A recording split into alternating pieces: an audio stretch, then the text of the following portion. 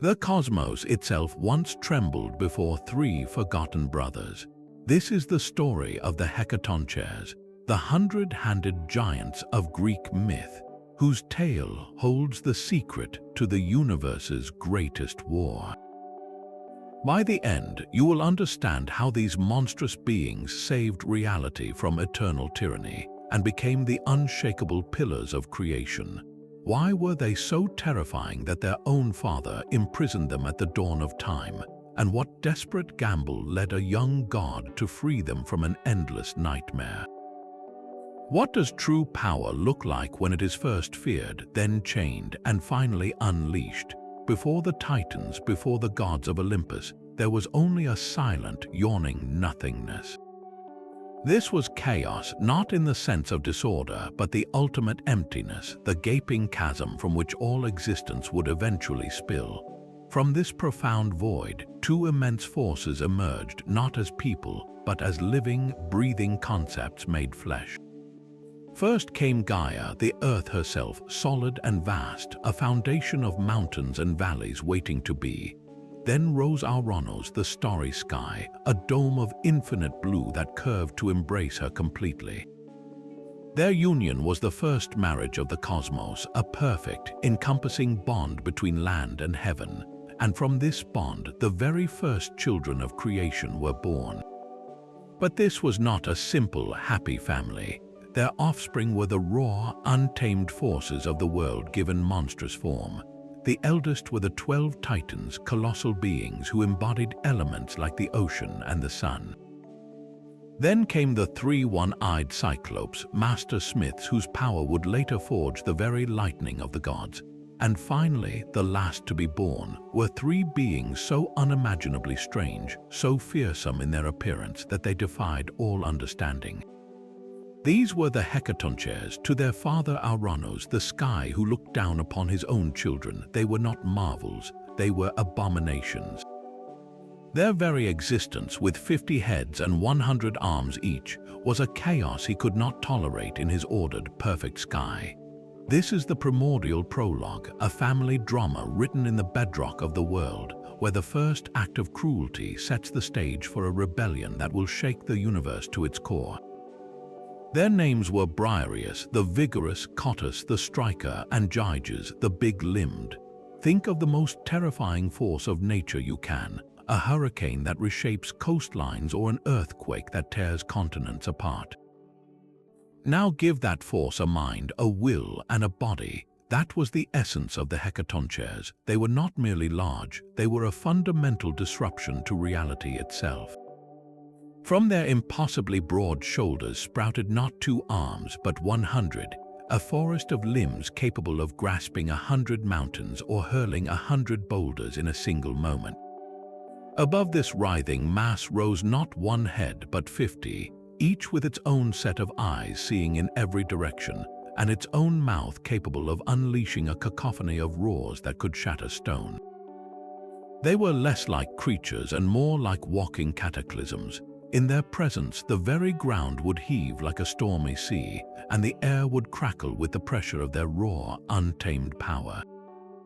They were the living embodiment of the world's chaotic, creative, and destructive potential, all fused into 3 terrifying brothers. To their father Ouranos, the starry sky who valued perfect, silent order, they were not sons. They were a mistake. Their existence was a scream of defiance against his serene dominion, a threat so profound it could not be allowed to remain under his watchful gaze. Ouranos recoiled from his own children. The starry sky gazed down upon these 3 writhing, 100-handed giants and felt not wonder but a cold, primal terror. Here was power in its most raw and uncontrollable form, a force that could one day challenge his own silent dominion over all creation. In that moment of horror, a father's love was utterly extinguished, replaced by the ruthless calculus of a tyrant. He could not kill them, for they were as immortal as he was, so he chose the next cruelest fate. As the Hecatoncheires drew their first breaths, still tangled in the embrace of their Mother Earth, Ouranos acted. He ripped them away, not to some distant corner of the world, but downward, into a darkness so profound it was considered a deity itself, Tartarus. This was not a simple prison. Tartarus was the cosmic basement, the void beneath the underworld, a pit of sheer nothingness so deep that a bronze anvil would fall for 9 days and nights before striking its bottom. Into this abyss Ouranos hurled his sons. He sealed them away behind bronze gates, guarded by the monstrous storm wind camp, ensuring they would be forgotten by the light, by the sky, and by time itself. This was more than an imprisonment, it was a violent erasure. Ouranos sought to unmake their existence by burying them in the womb of the world from which they came, a brutal rejection that shook Gaia to her very core. The earth, who had borne all these children in pain, now felt a new, searing agony, the agony of a mother whose newborns had been stolen and cast into a nightmare. And from that deep maternal fury, a plot for vengeance began to slowly root, setting in motion a chain of events that would forever alter the balance of the cosmos. Gaia's deep foundations groaned with a pain that was more than physical. The earth herself had been violated. Ouranos had not just imprisoned her sons, he had forced them back into her own darkest depths, a perversion of the natural order that left her aching and furious. This was a mother's grief, vast and tectonic, a sorrow that slowly hardened into an unshakable resolve for vengeance. She would not endure the tyranny of the sky. So from her own iron-rich veins, she drew the hardest substance in creation, adamant, and forged a weapon, a sickle with a jagged, cruel blade, but Gaia could not wield it herself. Her power was in stability, in being the foundation. She needed a champion, someone who could reach into the heavens and strike. So she turned to the only others who might share her fury, her other children, the mighty Titans. She gathered them in secret within her own hidden caverns and presented her plan. Her words were not a plea, but a call to revolution. She spoke of their father's cruelty, of his fear of any power but his own, and of the glorious freedom they could claim. Yet among the 12 colossal titans, a chilling silence fell. The risk was unimaginable. To raise a hand against their own father, the eternal sky, was to invite a wrath that could shatter the world. They stood in the gloom, these embodiments of ocean and sun and memory, gripped by a terror that froze their mighty limbs, all but one. From the back, a single titan stepped forward. His name was Cronus, the youngest and most cunning of them all. A fierce, ambitious light burned in his eyes. He saw not just his mother's justice, but his own destiny. He alone had the hunger and the nerve to seize the adamantine sickle. In that moment, a pact was forged in shadows, a son agreeing to mutilate his father, spurred on by a mother's wounded love. The stage was set for a patricide that would birth a new age and unknowingly create a tyrant far worse than the last. Cronus waited in the shadows of the world's edge, where the body of his mother Earth met the descending flesh of his father, the sky. The air was thick with a tense, expectant silence. When Ouranos came to lay with Gaia once more, stretching his starry form across her, Cronus struck with a vicious upward swing. The adamantine sickle, born from a mother's wrath, found its mark. Ouranos recoiled with a scream that echoed through the very fabric of creation, a sound of pure, celestial agony.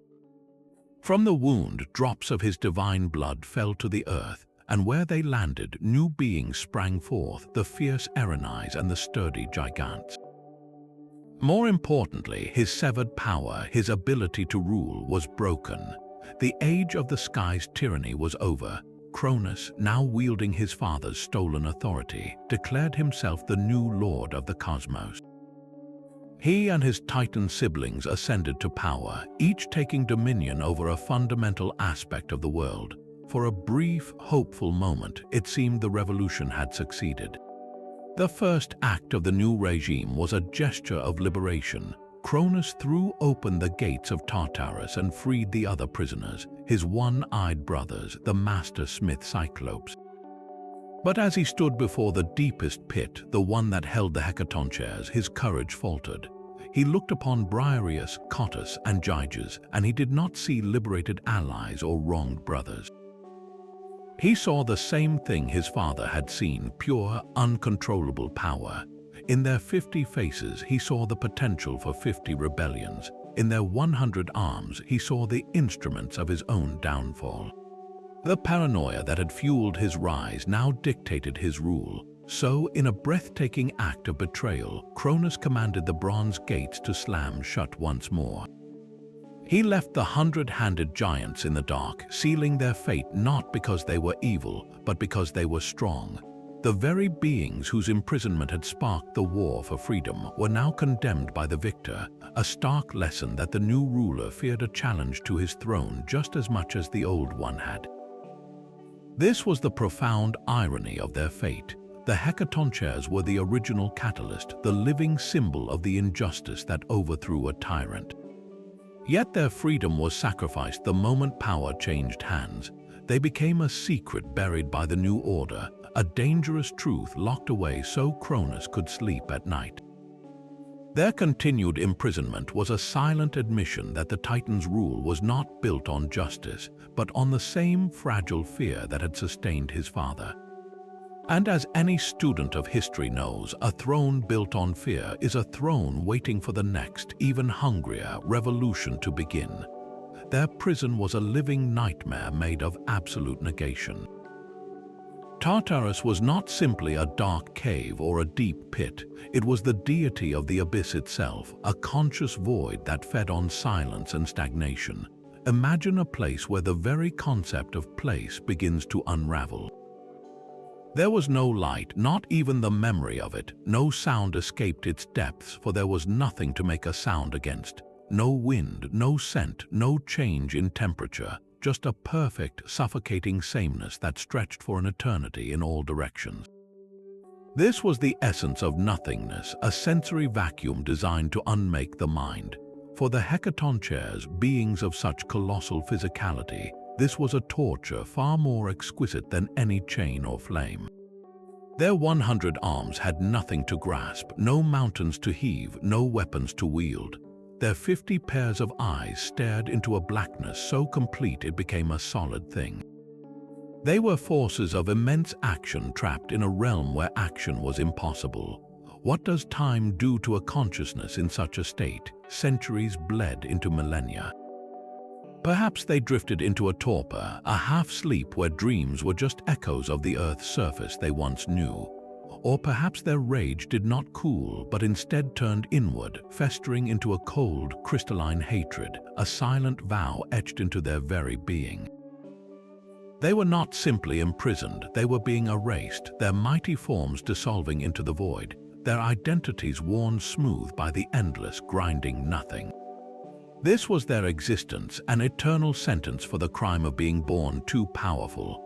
Their suffering was the hidden foundation upon which the Titan's golden age was built, a silent scream at the root of the world that no one yet was brave enough to hear. Above the silent agony of Tartarus, a new order took hold of the cosmos.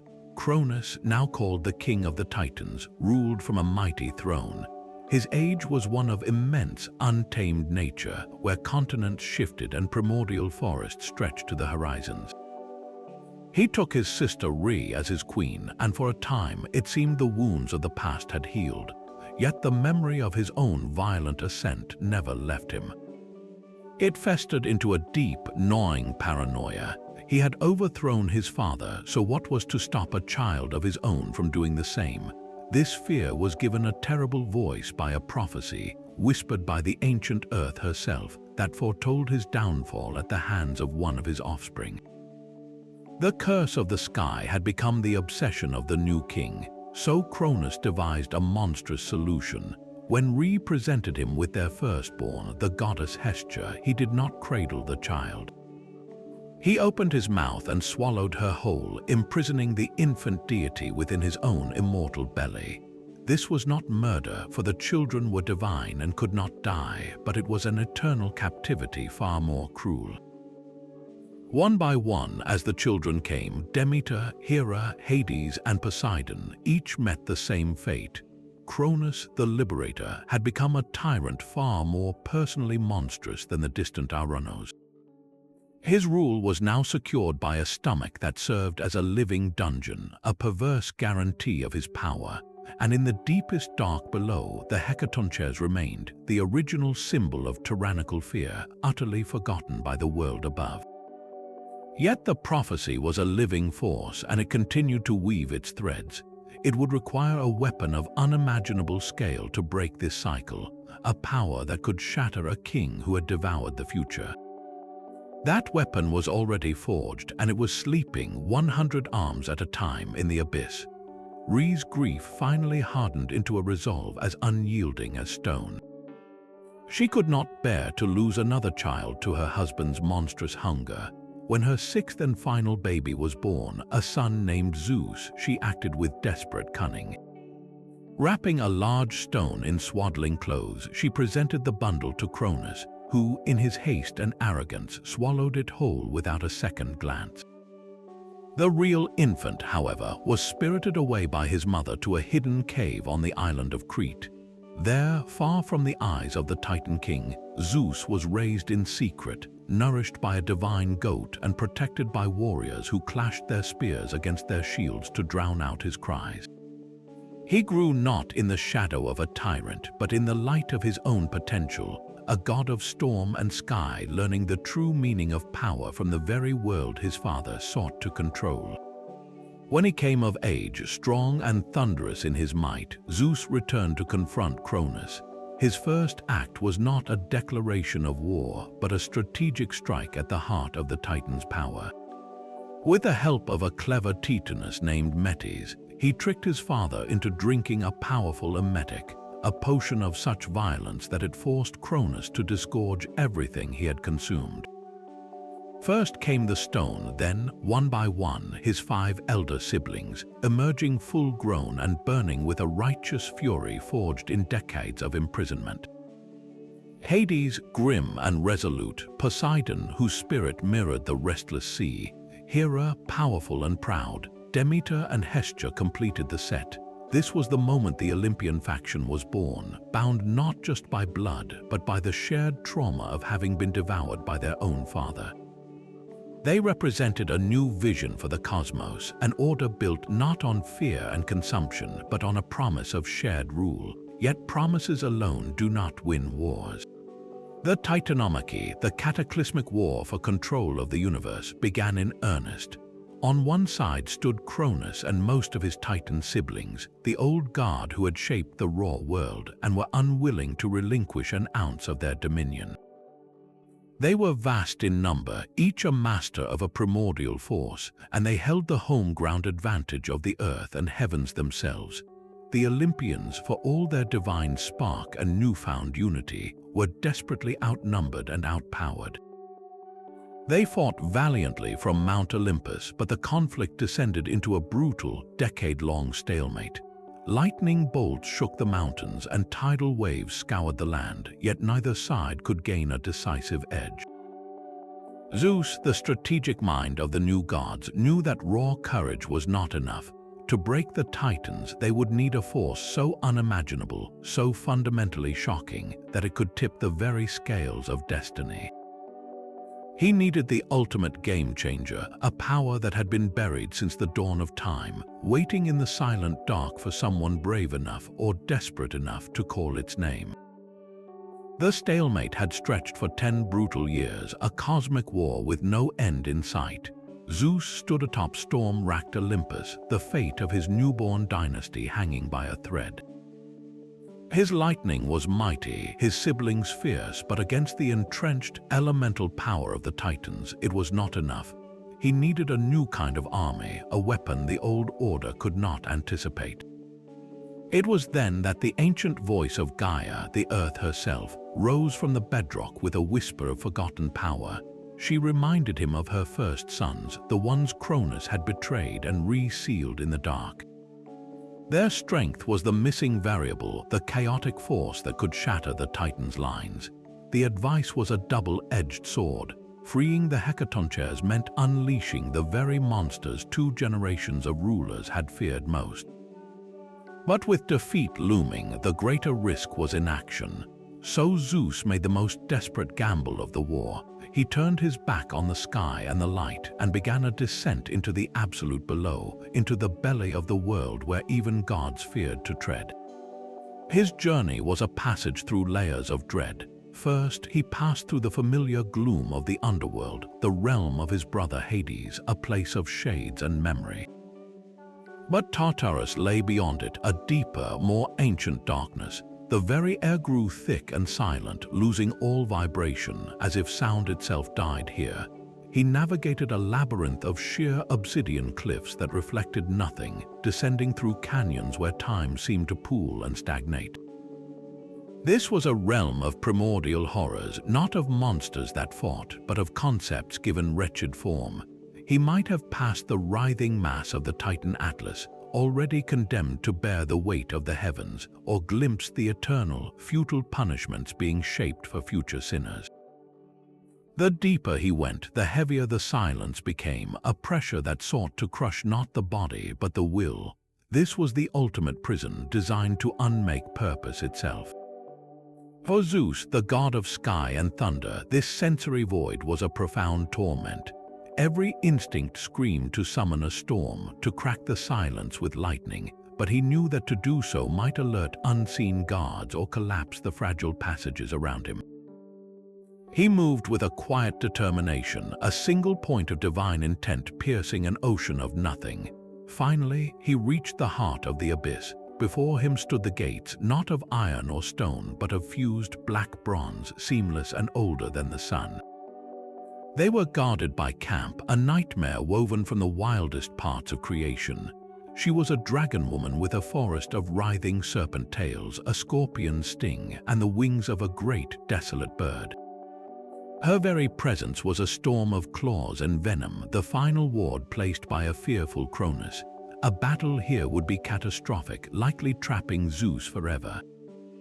But this was not a mission of brute force alone. Some legends say Zeus, with the cunning that marked his rise, used persuasion, reminding Camp of her own imprisonment in this void, offering her a chance at freedom in a new world order.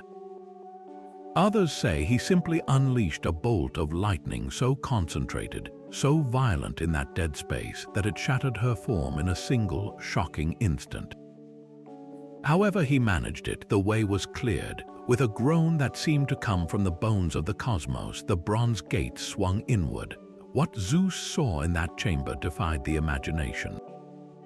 The darkness here was not empty, it was full. The three brothers were not merely chained, they were woven into the fabric of the void itself, their 100 limbs slack, their 50 heads bowed in an endless waking sleep. They were less prisoners and more like fixtures of the abyss, their monumental power rendered inert, absorbed by the nothing around them. The air hummed with a latent energy, the sheer potential of their strength waiting like a coiled spring. Zeus did not see monsters. In that moment he saw the solution. He stepped forward, his form glowing with a soft, unwavering light in the perfect dark, and he spoke. His offer was not a command from a king, but a proposition from one rebel to another. He spoke of the tyranny of Cronus, of the betrayal they had suffered, of a war above that could break the cycle of fear. He promised them not just freedom from the pit, but a place in the new cosmos, a purpose beyond being someone's secret terror.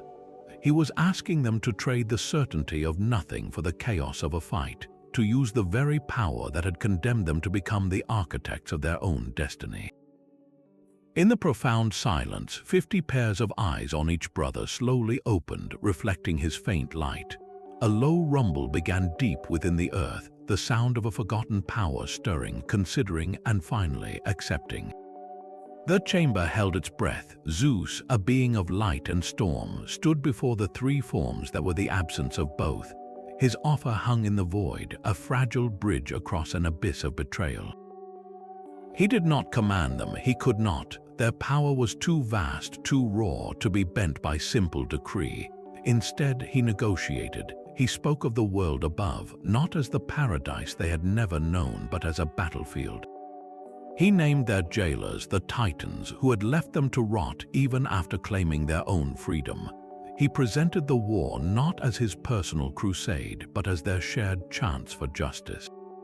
In exchange for their strength, he promised them a true and lasting liberty, a place in the cosmos where they would be allies, not prisoners, pillars of the new order rather than its buried secret. This was the pact of freedom, a deal struck in the deepest dark. For the Hecatoncheires, the psychology was not simple. After countless millennia of sensory deprivation, could they even process such a concept as trust? Gratitude was too small an emotion for beings of their scale. Their decision was likely born from something far more primal and clear-sighted. Zeus was not just an alternative to the void, he was the enemy of their enemies.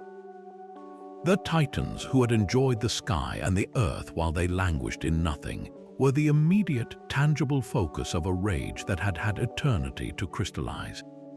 Aligning with Zeus was a strategic move, a way to direct their pent-up cataclysm toward the architects of their suffering.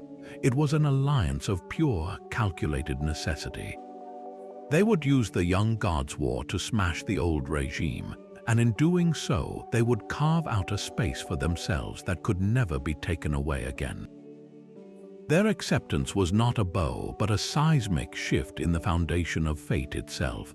The war was about to change because the definition of power had just been rewritten. The bronze gates of Tartarus exploded outward. It was not a sound, but a rupture in silence itself, a shockwave of pure negation shattering. The bonds that had held them, woven from the very essence of the void, snapped like rotten threads. For the first time in eternity, the Hecatoncheires moved. Briareus, Cottus, and Gyges rose from the abyss, a slow, tectonic unfurling that made the cosmos shudder. Imagine a mountain range deciding to stand up, each of their 100 arms stretched, a forest of limbs cracking the stale air of the pit, knuckles popping with the force of continental plates grinding into motion. The sensation was overwhelming, the sheer act of movement after timeless stillness. As they ascended, their passage through the layers of the underworld was a cataclysm in reverse. The solid rock of the Earth's foundations groaned and split. In the world above, the ground did not simply shake, it convulsed. Mountains trembled like leaves, chasms tore open across plains, and the sea, sensing the disturbance far below, recoiled and then surged back in monstrous, confused tidal waves that swallowed coastlines. This was not an attack, it was a biological reaction, the cosmos flinching at the sudden presence of such immense, mobile mass. Then came the roar, from 50 throats each, a sound erupted that had been building for eons.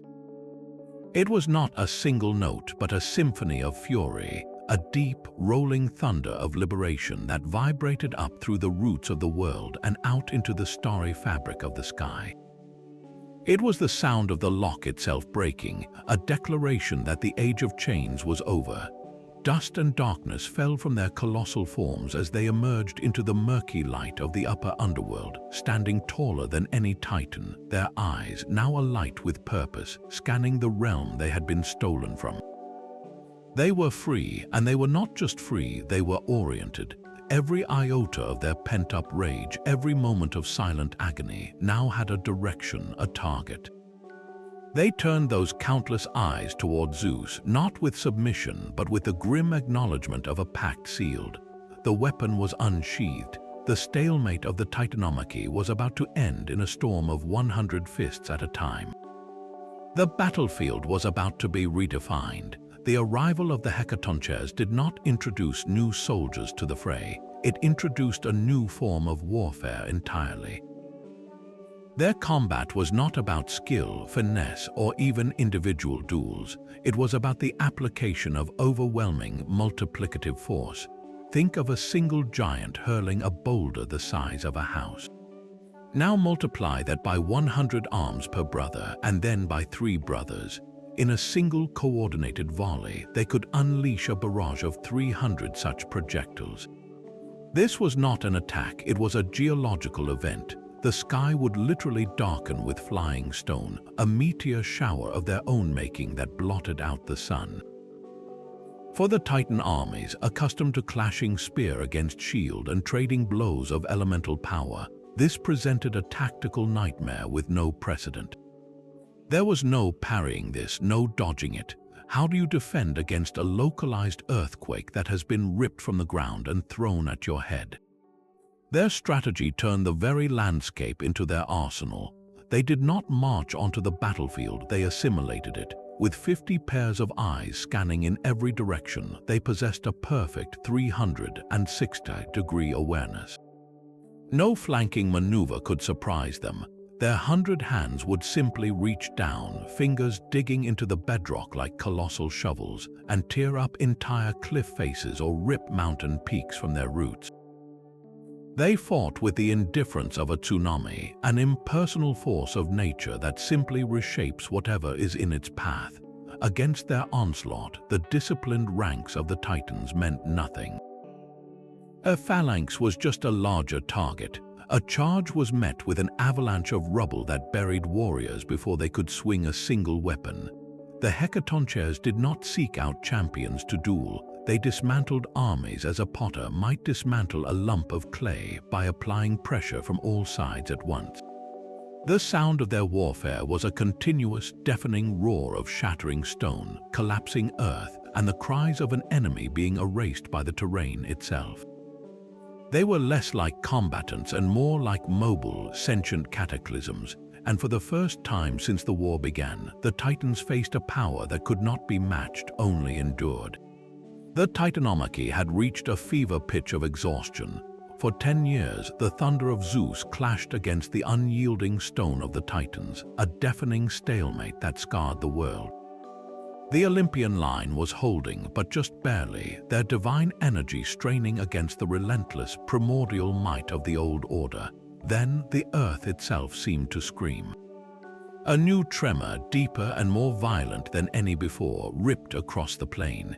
It did not come from the clash above, but from below, as if the ground was being torn open from the inside out. From the jagged fissures, not an army, but a new geography emerged. Briareus, Cottus, and Gyges rose into the smoky air, their forms blotting out the wounded sun. For a heartbeat, the entire battlefield fell silent. The Titans, who had shaped mountains and commanded oceans, stared up at the living cataclysm their father and brother had tried to erase. This was not a reinforcement, it was a paradigm shift. The sky did not just darken, it vanished. With a coordinated sweep of 300 arms, the Hecatoncheires reached down and plucked the very mountains that formed the horizon. They did not merely throw rocks, they threw landscapes. The air became a storm of granite and basalt, peaks the size of cities tumbling end over end, casting vast, speeding shadows over the Titan ranks. There was no strategy against this, only survival. A battalion of spear-wielding Titans, led by the fierce Hyperion, was simply erased, crushed beneath a single, flattened mountaintop before they could even raise their shield. The chaos was absolute and meticulously efficient. Briareus the Vigorous became a vortex of destruction. He did not fight one Titan at a time. As the mighty Cronus and Creus charged him from opposite sides, his 100 arms moved in a blur. 50 hands seized Cronus, gripping limbs, armor, and weapon, while another 50 simultaneously grappled with Creus. He lifted them both, these colossal embodiments of intellect and the stars, and smashed them together with a sound like continents colliding, before hurling their dazed forms into the ranks of their own kin. Meanwhile, Cottus the Striker focused his power downward. Each of his 100 fists hammered the earth not to crush a single foe, but to reshape the entire battlefield. With every blow, the ground split open into yawning chasms, swallowing entire regiments of Titans. He turned the solid plain into a treacherous, crumbling maze, isolating forces and breaking their formations before a single Olympian even engaged them. And Gyges, the big-limbed, served as the artillery. He stood like a living fortress, his 50 heads tracking movements across the entire war zone.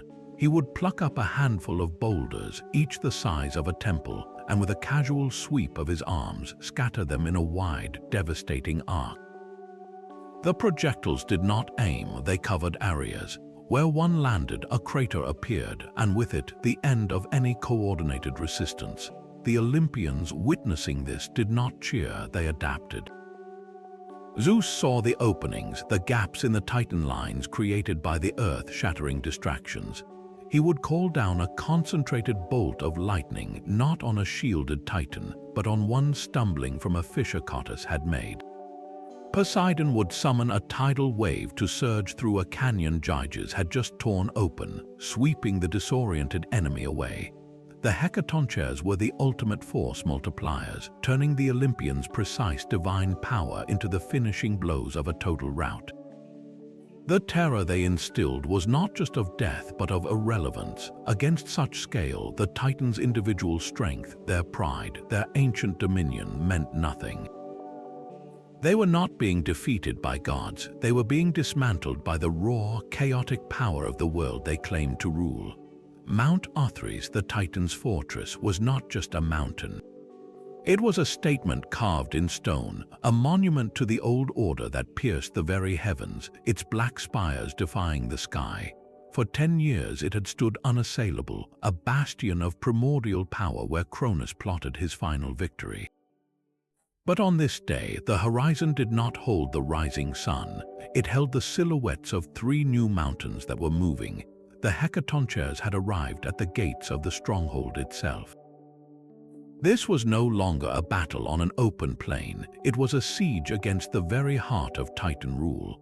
The air crackled with a new kind of tension, the focused energy of a final, decisive blow. Zeus, riding the storm winds high above, raised his hand. His signal was a single, blinding arc of lightning that split the sky and struck the highest peak of Othrys with a thunderclap that shook the world's bones. The final assault had begun. Poseidon, rising from the churning sea at the mountain's base, thrust his trident into the water. In response, the ocean itself reared up, not as a wave, but as a wall of liquid force that slammed against the mountain's foundations, seeking to erode its strength from below. But the true architects of the breach were the 100-handed giants. They did not approach the gates, they became the siege engines. Standing at a distance, their 300 arms became a relentless, living artillery battery. They tore the surrounding foothills apart, their hands moving in a coordinated, rhythmic blur. A constant, deafening barrage of boulders, each larger than a temple, began to rain upon Othrys' defenses. The Titans on the walls, mighty beings who had weathered the Olympians' assaults for a decade, now faced an onslaught that defied all martial logic. There was no reprieve, no moment to countercharge. The sky was a solid mass of incoming stone. The great bronze gates, forged in the first fires of creation, buckled under the sustained, hammering impacts. Towers that had stood since the dawn of time shattered and slid into rubble. The coordinated power was terrifyingly precise. As Zeus's lightning strikes lit up specific defensive positions, blinding the Guardians, a volley of boulders would immediately crush that very spot. When Poseidon's tidal surges forced Titans to cluster on higher ground, Gyges would blanket that area with a crushing hail of granite. The mountain itself seemed to scream in protest, its slopes turning into cascading landslides of broken rock and defeated warriors. Briareus and Cottus waded through the chaos they had created, using their countless hands to physically dismantle the fortress wall, stone by colossal stone, pulling down entire battlements as a child might pull down a tower of blocks.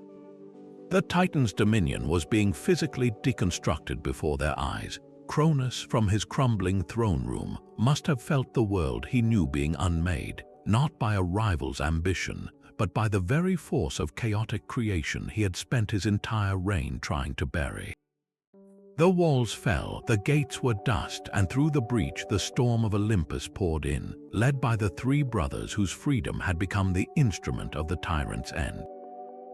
The fortress of Othrys was now a tomb of rubble and dust. The war was over. In the grim silence that followed the final cataclysm, a new task began, one that required not the chaos of creation, but the absolute certainty of containment. The defeated Titans, those who had not fled or been cast into other torments, lay broken and bound.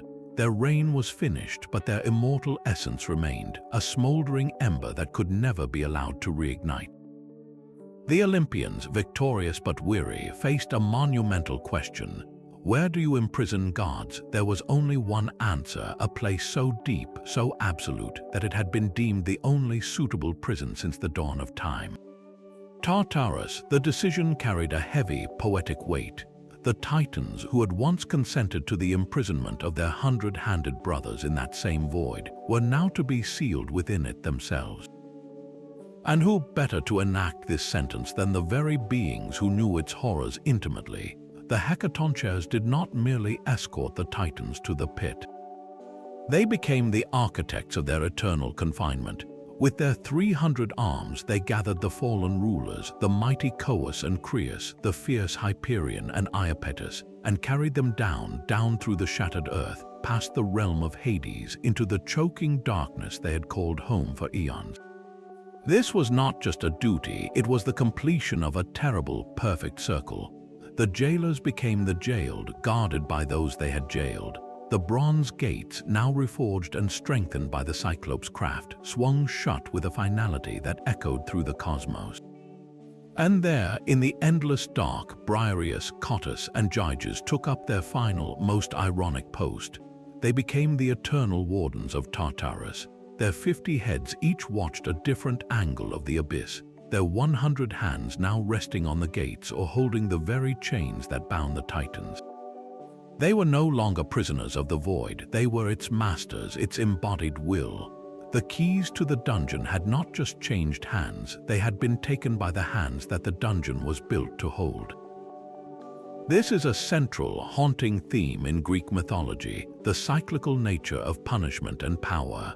Violence begets violence, tyranny plants the seed of its own overthrow, and the instrument of one generation's oppression often becomes the enforcer of the next. The Hecatoncheires, born as symbols of terrifying power, then made symbols of unjust suffering, had now transformed into symbols of cosmic justice itself, a living reminder that no rule, no matter how ancient, is immune to the turning of the wheel.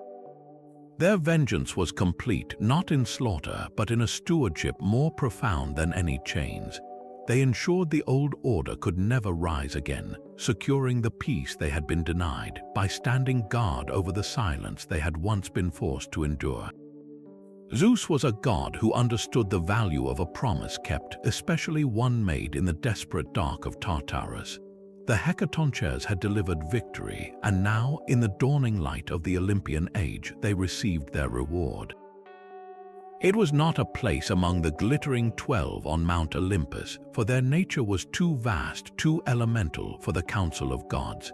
Instead, Zeus granted them something more fitting, honors that recognized their unique power and cemented their role as essential, respected pillars of the new cosmic order. Briareus, whose vigor had been so pivotal in the war, was given a magnificent palace beneath the Aegean Sea. Here, often under the name Aegeon, he became a trusted ally and formidable lieutenant to Poseidon, his 100 hands helping to calm the most violent ocean storms or shore up the very foundations of the seafloor. He represented stability within the realm of chaos, a benevolent power ensuring the waters remained navigable and the earth's crust remained intact. His brother Cottus and his brother Gyges received an even more profound, if somber, duty. They were appointed the eternal guardians of the very gates they had once burst through, the bronze portals of Tartarus. This was not a return to imprisonment, but a promotion to stewardship. They stood outside the gates, vigilant sentinels in the gloom, ensuring that the defeated Titans and any future threats to the cosmic order remained securely contained. Their countless eyes watched the abyss, and their countless hands rested upon the locks. In this role, they became the ultimate security force of the universe, the living barrier between the ordered world of light and the chaotic void of primordial darkness. They were not Olympians, but they were indispensable allies. Their presence secured the borders of reality itself, allowing the new gods to govern the realms of sky, sea, and earth without fear of the old chaos erupting from below. They became the unshakable foundation upon which the age of myths and heroes was built, their silent vigil the price and the guarantee of a stable cosmos. Yet even in this age of established order, the old hunger for power never truly sleeps. The court of Olympus, for all its divine splendor, was a place of fierce ambition and tangled loyalties. Zeus, the king of gods, ruled with a thunderbolt in one hand and the fragile threads of alliance in the other. It was a balance perpetually under strain, and one day that strain reached a breaking point. Hera, his wife and queen, whose pride was often wounded by his infidelities, finally saw an opportunity. She found willing co-conspirators in two of the most powerful Olympians, Poseidon, lord of the seas, and Athena, goddess of wisdom and war. Their grievances were different, but their goal was the same: to seize the throne, to bind Zeus in unbreakable chains, and to take control of the cosmos for themselves. This was not a war of armies, but a silent, sudden coup within the very halls of heaven. They moved with divine speed and precision, catching Zeus off guard in a moment of repose. Before he could raise his lightning, they were upon him, using chains forged in the deepest divine smithies, bonds designed to hold even the king of the gods. The situation was desperate. Zeus, the great liberator, the victor of the Titanomachy, found himself trapped, his immense power neutralized by the cunning and combined might of his own family. The stability of the universe, so hard-won, teetered on the edge of collapse, but one being remembered the debt owed and the promise made. The sea nymph Thetis, who had once cared for Zeus in his infancy, saw the unfolding treachery. She knew she could not fight the conspirators directly. Instead, she turned to the one force in all creation whose mere presence could change the calculus of any conflict. She dove into the deep Aegean to the palace of Briareus. She did not ask for an army. She asked for the giant himself, and Briareus the vigorous answered. He rose from the sea, water cascading from his 100 shoulders, and ascended to Olympus. His arrival was not an attack but an assertion. He did not need to draw a weapon or hurl a mountain.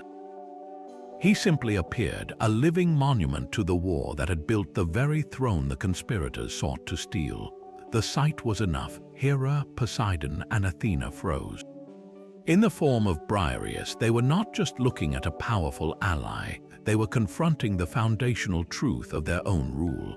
They saw the embodiment of the chaotic power that had shattered the Titans, the unspoken guarantee of Zeus's reign, and the eternal warden who ensured their peace by guarding the prison of the old gods. His 50 heads regarded them silently, and his 100 arms hung ready at his sides. The message was unmistakable. To challenge Zeus was to challenge the entire, violent foundation of the cosmos, a foundation this being personally represented. Their rebellion, born of pride and ambition, evaporated in the face of that raw, historical reality. They released Zeus and submitted. This single story crystallizes the true, enduring role of the Hecatoncheires. Briareus was not just a weapon from a past war, he was the permanent peacemaker. His power was so immense, so beyond the scale of normal divine rivalry, that it acted as a deterrent. He was the ultimate enforcer, a silent clause in the divine constitution that reminded every god and goddess exactly where the final, unarguable line was drawn. The giants ensured the Game of Thrones could be played, but never to the point of total collapse.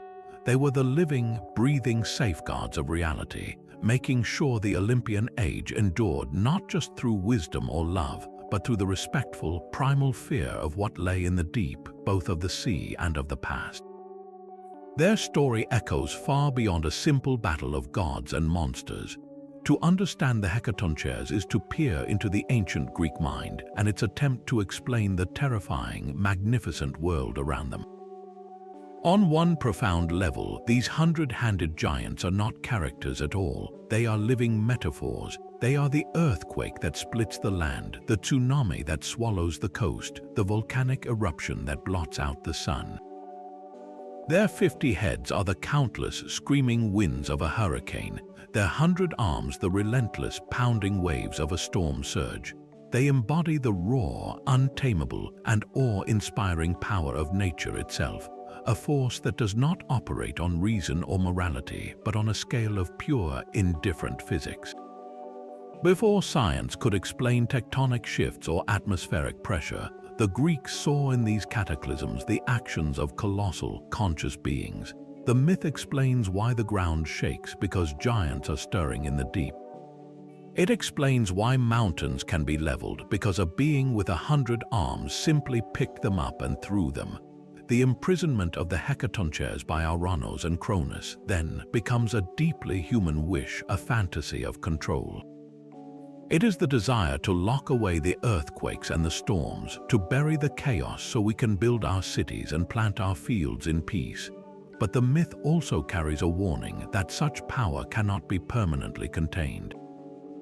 It will always erupt, and those who try to suppress it utterly will be the first to be destroyed by its return.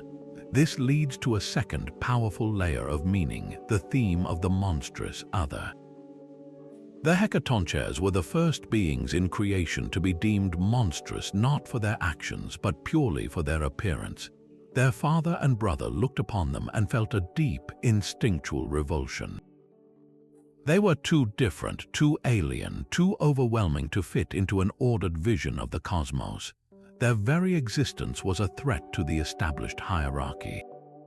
This is a story repeated throughout human history, the fear and oppression of that which we do not understand, that which is more powerful or simply different from the norm.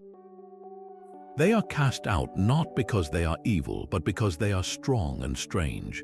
Their entire narrative arc, from imprisonment to liberation to becoming essential guardians, challenges this instinct. It asks a difficult question: what do we lose when we exile the monstrous? The myth suggests that by integrating these terrifying forces, by making a place for them rather than burying them, the cosmos becomes not weaker, but infinitely more resilient and complete. Zeus's genius was not in defeating the Hecatoncheires, but in recognizing their strength as necessary and offering them an honored role. He didn't destroy the earthquake, he gave it a job securing the foundations of the world. Ultimately, their journey reflects a fundamental truth about any stable system, whether a cosmos, a society, or a human psyche. True order is not the absence of chaos, it is the conscious integration of it. A universe of perfect, silent sky, as Ouranos desired, is sterile and lifeless. It is the tension between the creative chaos of the earth and the ordering principle of the sky that allows for life, for stories, for change. The Hecatoncheires represent that essential, chaotic ingredient. They are the creative, destructive potential that must be acknowledged and harnessed. Without them, the Titans would never have been defeated, and the stale, oppressive rule of Cronus would have persisted forever. Their hands, which could tear down mountains, were also the hands that built the unbreachable walls of Tartarus, securing peace. They teach that power, even terrifying, monstrous power, is neutral. Its morality depends on whose hands it is in and for what purpose it is used. Their legacy is that the world is held together not by purity, but by a pact, a dynamic balance between the wild, hundred-armed forces of the deep and the shining order of the heavens above. Yet their story did not end with the ancient poets. The legacy of the hundred-handed giants stretched far beyond the written page, finding form in the hands of artists and the imaginations of storytellers for millennia. Visualizing such impossible beings was a challenge from the start. On ancient Greek pottery, depictions of the Hecatoncheires are incredibly rare, a testament to the sheer difficulty of the task. How do you paint 50 heads and 100 arms on the curved surface of a vase? Some artists took a symbolic approach, showing the brothers with a more manageable number of extra limbs, perhaps 6 arms or 3 heads, surrounded by swirling patterns to suggest their overwhelming nature. Others cleverly used the shape of the pottery itself, wrapping the multiple arms around the vessel's belly, creating a sense of encircling, inescapable power. These were not literal portraits, but powerful shorthand, a way for an ancient viewer to instantly recognize the presence of a force beyond comprehension. Centuries later, their myth echoed in the dark corridors of Christian imagination. In Dante Alighieri's epic poem, The Inferno, written in the 14th century, the poets descend into the circles of hell. When they reach the walls of the city of Dis, the lower hell reserved for the violent and the heretical, they are confronted by monstrous guardians. These are the Giganti, and among them, Dante specifically names the Hecatoncheires. He describes them as towering figures chained to the ground, their arms like massive millstones. For Dante, these pagan giants became the perfect symbols of rebellious, brute force against divine order, transformed into eternal prisoners in a new theological landscape. They were no longer allies of Zeus, but fitting wardens for a realm of sin, their classical might repurposed for a medieval vision of divine justice. This process of reinvention continues vibrantly in our modern era. In the visceral world of the God of War video game series, the Hecatoncheires appear as colossal, often stationary bosses, their many arms forming the very architecture of a dungeon or the mechanics of a puzzle. Players must navigate the living labyrinth of their limbs, a brilliant interactive interpretation of their overwhelming physicality. Fantasy literature, too, has embraced them.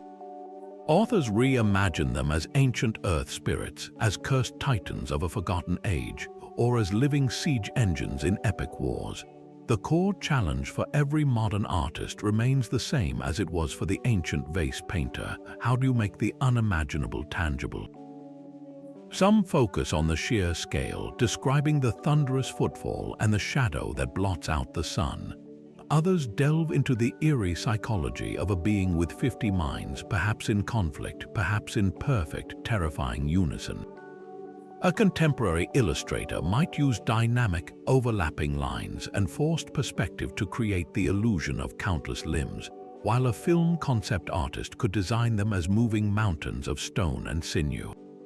Each interpretation, from a sketch to a digital model, is an attempt to solve that primordial riddle, to give form to the formless power that the Greeks called Briareus, Cottus, and Gyges. They persist because they represent a creative summit, the ultimate test for any world builder, to make us feel, if only for a moment, what it might be like to stand in the shadow of 100 hands. This difference in fame reveals a curious truth about how myths survive. The Cyclopes, with their single, blazing eye, present an image the human mind can instantly grasp and remember. They are master craftsmen, creators of the gods' most iconic weapons, and their story is one of skill and tangible utility. They forged the lightning bolt, the trident, the helmet of invisibility, tools that define the power of the Olympians. Their narrative is neat, focused, and centered on a brilliant, singular purpose.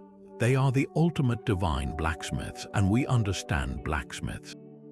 The Hecatoncheires, by contrast, represent something far more abstract and psychologically overwhelming. 100 arms and 50 heads is not an image, it is a mathematical problem. It is power expressed as pure, terrifying quantity, a force so multiplied it becomes difficult to visualize, let alone relate to. Their role was not to create a single weapon, but to be the weapon. They were the living siege engine, the walking earthquake, the embodiment of chaotic force harnessed for order. While the Cyclopes made the tools of victory, the Hecatoncheires were the victory itself. This is a classic lesson in mythological branding. The Cyclopes have a clear, marketable identity, a memorable logo in that one great eye, and a definitive product, the lightning bolt. They fit into a satisfying story of creation and craftsmanship. The 100-handed giants defy easy packaging. Their power is not specialized, it is total. They are not a part of the story, they are the scale of the story, the background cataclysm against which the drama of gods and heroes plays out. We remember the artisan who made the sword far more often than we remember the anonymous, crushing weight of the army that wielded it. The Cyclopes appeal to our admiration for focused genius. The Hecatoncheires trigger a more primal, unsettling awe, the kind that is harder to hold in the mind and thus easier for history to misplace. One became a legendary figure, the other became a force of nature, and in the economy of memory, the figure with the recognizable face always wins. But the sheer impossibility of their form is precisely what makes them so compelling. Let's play a game of speculative biology for a moment. Could a creature with 50 heads and 100 arms ever exist in our physical universe? The answer from almost every angle of science is a resounding and fascinating no. Start with the most basic law, gravity. The square-cube law tells us that as a creature grows larger, its volume and weight increase much faster than the surface area of its bones and muscles. An ant can lift many times its own weight, but an elephant-sized ant would collapse under its own mass. Now, imagine a being the size of a mountain range like the Hecatoncheires. The sheer weight of their own flesh, of 50 massive skulls and the forest of limbs, would be unimaginable. Their legs, no matter how thick, would act like pillars under intolerable pressure, likely sinking into the earth's crust like heated knives into butter simply by standing still.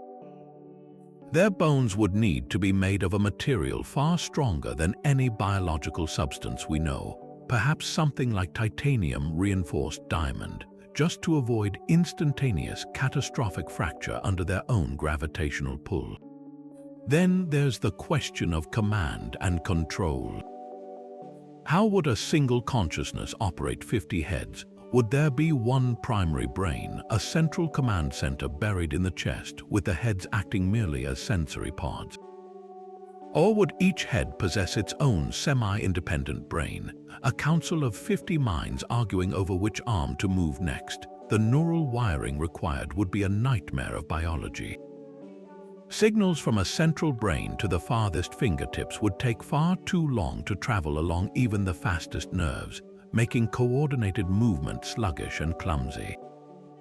Imagine trying to catch a thrown boulder if the message from your eye to your hand took a full second to arrive. They would live in a perpetual delayed reality, their bodies always lagging behind their thoughts. And what about energy? The metabolic cost of running 50 large brains and moving 100 massive limbs would be astronomical. They would need to consume entire forests or herds of dinosaurs every single hour just to maintain basic functions, a constant, ravenous hunger that would strip the landscape bare wherever they walk. From circulation to respiration, every system breaks down at that scale. Their hearts would need to be the size of lakes, pumping rivers of blood through arteries as wide as tunnels, and the heat generated by all that working muscle would likely cook them from the inside out without some magical cooling system. This playful exercise in impossibility does not diminish the myth, it elevates it. The Hecatoncheires were never meant to be plausible animals, they are biomechanical poetry. They are the embodiment of an idea, of power so immense it shatters the very rules of reality. Their form is a deliberate exaggeration, a way for the ancient mind to express a truth that literal description could not capture, that some forces are simply too vast for the container of a single, sensible body. They are the mythic answer to a question science had not yet learned to ask. What does absolute, world-shaking power look like when it walks? It looks like something that could never and should never actually be. Their story is not just a clash of titans, it is a mirror held up to the deepest parts of ourselves. The Hecatoncheires are more than monsters of myth, they are profound psychological archetypes, living symbols of the raw, untamed power that exists within every system, every family, and every individual mind. Think of them first as the ultimate repressed force. Ouranos, the Skyfather, looks upon his newborn sons and feels not pride but a cold, instinctual terror. Their form is chaotic, overwhelming, a scream of potential that threatens his perfect, silent order. So what does he do? He does not try to understand them, to nurture or guide that power. He violently shoves them away, down into the darkest pit of existence, hoping to bury them forever. This is a classic, tragic pattern. It is the fearful patriarch, whether a king, a leader, or even a part of our own psyche, that cannot tolerate any expression of strength that challenges its control. The creative impulse, the burst of emotion, the unconventional idea, anything too big, too loud, too different gets labeled monstrous and locked away. But repression is not a solution, it is a ticking clock. The energy does not vanish, it festers, it grows in the dark, and it often transforms into something far more dangerous. The Hecatoncheires in Tartarus are not resting, they are marinating in a rage born of injustice, their power becoming a concentrated weapon aimed squarely at the system that rejected them. Their eventual eruption is not just a plot point, it is a psychological law, a truth that every repressed emotion, every stifled talent, every buried trauma will eventually demand to be heard, and its return is always seismic. This leads to a second, transformative archetype, the integration of the monstrous. For most of their existence, the hundred-handed giants were defined solely by what they were not. They were not orderly like the sky, not refined like the later gods, not easily understood. They were the other, the ultimate outsiders. Zeus's revolutionary act was not to destroy this otherness, but to recognize its value. He went down into the dark, not with chains, but with an offer. He saw the terrifying power and asked it to fight for a cause that would give it purpose. This is the moment of integration, when the psyche stops fighting the parts of itself it finds frightening and instead invites them to the table. Think of your own hidden strengths, perhaps a capacity for righteous anger you are afraid to show, or a creative passion that seems too messy and impractical. That potential can feel monstrous because it disrupts your internal status quo. It has 50 heads and 100 arms, and it is terrifying to let it out of its cage. But what if, like Zeus, you could negotiate with it? What if that anger could be channeled into setting healthy boundaries, or that chaotic creativity could be directed into a project that changes your life? The Hecatoncheires' journey from reviled prisoners to essential guardians is the mythic blueprint for this process. They did not become polite or small, they remained colossal and awe-inspiring. But their power was given a direction, a channel, a purpose that served the whole. They became the protectors of the very foundation of reality. In our own lives, integrating our monstrous potential does not mean becoming someone else. It means taking the raw, scary parts of who we are and finding a constructive, honored place for them in our world. It is the difference between a temper that destroys relationships and a fierce protectiveness that defends loved ones. It is the same fire, but one is a wildfire and the other is a forge. Ultimately, their myth suggests that wholeness is not found in purity, but in a courageous synthesis. A person or a world that tries to be only light, only order, only reason becomes brittle and sterile. It is the acceptance of the inner Hecatoncheires, the chaotic, prolific, overwhelming force of creation and destruction that creates true resilience and depth. The giants were not the enemies of the gods, they became their most vital allies, the unshakable bedrock upon which the new age was built. Their vigil in the deep is a powerful symbol, a reminder that the parts of ourselves we are most afraid of might just be the very things that can secure our peace, guard our boundaries, and hold the line against the true chaos of an unexamined life. They teach us that the monster we fear in the dark might, in the end, be the guardian we have been waiting for all along. This blueprint of overwhelming force did not vanish with the ancient world. The concept of the Hecatoncheires, of power expressed through terrifying multiplicity, has echoed through our stories ever since, constantly reborn in new skins. You can see their shadow in the many-headed Hydra, a creature whose very design promises a frustrating, escalating battle, where cutting off one head only causes two more to grow. This is not just a monster, it is a narrative device that embodies an unstoppable, proliferating threat, a direct descendant of the hundred-handed giant's theme of unconquerable scale. The fantasy genre is built upon their legacy. Think of the Ents in The Lord of the Rings, ancient tree shepherds who seem slow and peaceful until their wrath is awakened. When they march on Isengard, they are not an army in the traditional sense. They are a force of nature, uprooting stone and drowning fortifications in a flood of their own making, much like Briareus and his brothers reshaping the battlefield itself. They are the overwhelmingly powerful ally trope made flesh, or rather made wood, a dormant cataclysm that tips the scales when conventional strength fails. Look to the vibrant worlds of Japanese anime and manga, and you will find the Hecatoncheires reimagined with dazzling creativity. Characters like the eight-tailed Juki in Naruto, a colossal, multi-tailed beast of pure chakra, channel that same sense of chaotic, barely contained power. Or consider the cursed spirit Hanami in Jujutsu Kaisen, whose body can sprout countless branches and flowers in an instant, creating a forest of attacking limbs that feels like a direct homage to a hundred-handed onslaught. These are not mindless monsters, but complex beings whose immense strength must be negotiated with, partnered with, or desperately contained, mirroring the Olympians' precarious alliance with the giants. Superhero comics, too, are filled with their spiritual successors. A character like the Martian Manhunter possesses not just immense strength, but shape-shifting abilities that allow him to grow extra arms or enlarge his form, a conscious manipulation of multiplicity. Even the Hulk represents a similar archetype, the repressed, monstrous force within that, when unleashed, becomes an engine of pure, world-altering destruction, the very personification of the idea that the mythic giants symbolize. These modern incarnations prove the archetype's durability. The Hecatoncheires were never just about having many arms, they were about a power so vast it redefined the battlefield, a strength that could not be matched, only harnessed or endured.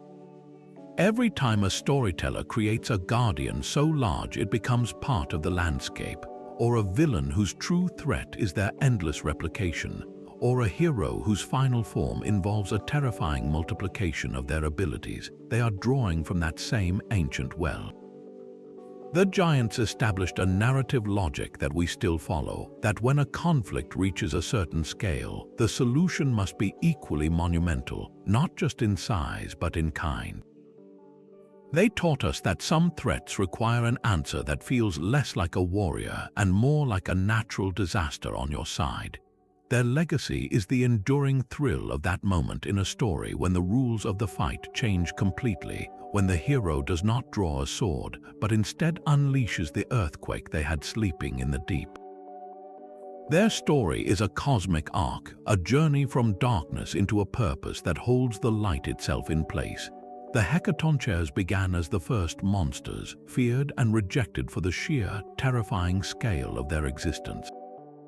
They were buried alive at the dawn of time by a father who could not comprehend them, and later betrayed by the brother who owed them his throne. For eons, they were nothing but a secret, a scream of power muffled in the deepest dark. Yet from that abyss, they rose not as destroyers, but as the decisive force that shattered a decade-long stalemate and secured a new age for the universe. Their 100 hands did not just win a war, they built the prison that guaranteed the peace, and then became its eternal, vigilant wardens. Without their unimaginable strength, Zeus's rebellion would have likely crumbled against the entrenched might of the Titans. The Olympian order, the age of gods and heroes we know from countless myths, rests upon the shoulders and the 100 arms of these three brothers. They are the ultimate unsung architects, the unshakable pillars hidden in the foundation of the cosmos itself. They remind us that true, world-altering power often wears a face we initially find monstrous. It is chaotic, overwhelming, and defies easy understanding, but the myth asks us to look deeper.